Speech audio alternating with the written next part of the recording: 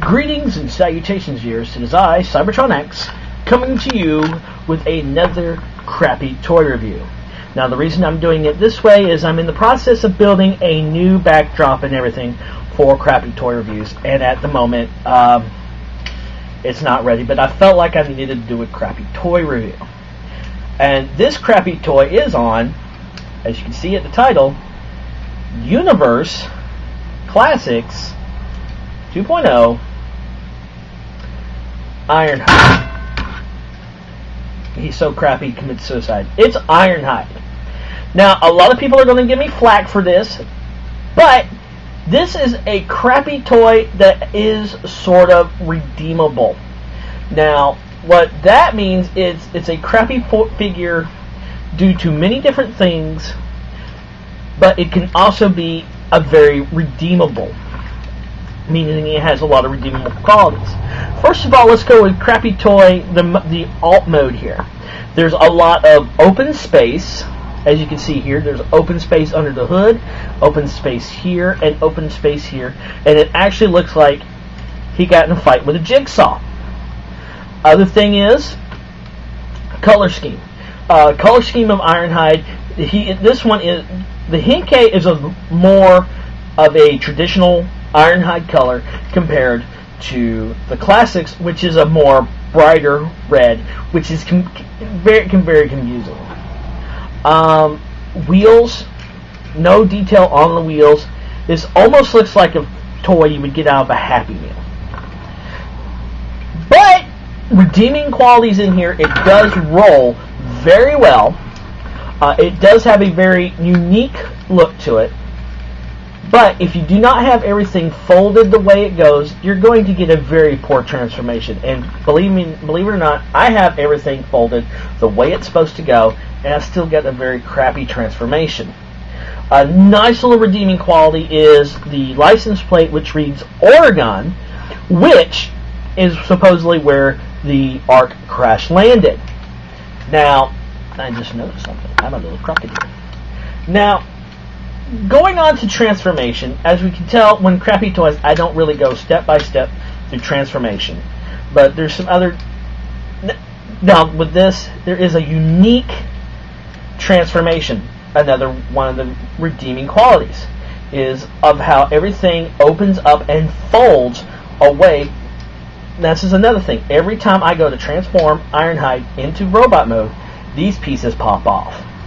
I don't know if it's mine or what, it just constantly does that. But how everything folds on Ironhide is a really nice redeeming quality. I mean, how the legs fold here, but as I will show when I'm completely transformed him, one of the drawbacks to the legs. Now, why I consider him a crappy... And this happens. Why I consider him a crappy toy with redeeming qualities, I will point out here shortly. As I'm doing this, I'm going to give a wonderful shout out to Action Figure Expert, who just recently gave me a shout out on his newest video. His link's going to be over here in the sidebar. Check him out. Great guy. He's going to be starting doing toy reviews.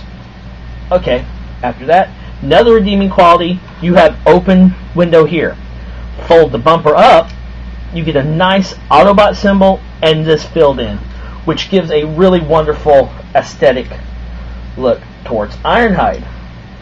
Now here comes the fun part. The arms and everything fold up really nicely and out of the way, which is a good redeeming quality. Now here comes another flaw to the figure. The head. The head is pointed down and you get very limited rotation with that. He's always looking down because he realizes he's a bad toy. Bad, but in a good way. The other blatant problem I have with this figure is the feet. You have this large open cavity here with the feet, which is not that pleasing to the eye. It's an effect where a figure that was remade, retooled, and everything, went a little too far on trying to make it more aesthetic to the eye, to the point where they just mistakenly trashed the figure altogether. Ironhide is an iconic name when it comes to Transformers. This guy, the reason he's looking down, he's ashamed for being created. Now, there was now, if you remember your G1, Ironhide had a silver face. He has a blue face. There was incidents where you had blue and silver. If you got a silver, you were lucky. If not, you got a blue one. But here again, he does have a redeemable quality, and that is his weapon. Now, to me, his weapon is rather neat. Here you have an Energon blade, which to me also looks more like the jackhammer attachment that he used in G1 in a couple of the early episodes. And I just threw it on the floor, which I'm having a bad time with today. Now, what else is neat is when you push the blade part in, you get a little blaster cannon. Now, I have been able to do it, and I can do it on this figure. The instructions tell you to fold the hand in and clip on the weapon, which, if you do it like the instructions, looks really bad. But if you're able to do it by taking and extending this in, you can, in all intents and purposes, put it over his hand, like so, which is a redeeming quality. Now that this is overhead, this is a crappy toy review of a character, a bad idea, bad architectural design of a good character. Like I said, he's a crappy toy with redeemable characteristics, but overall, he is still a crappy toy.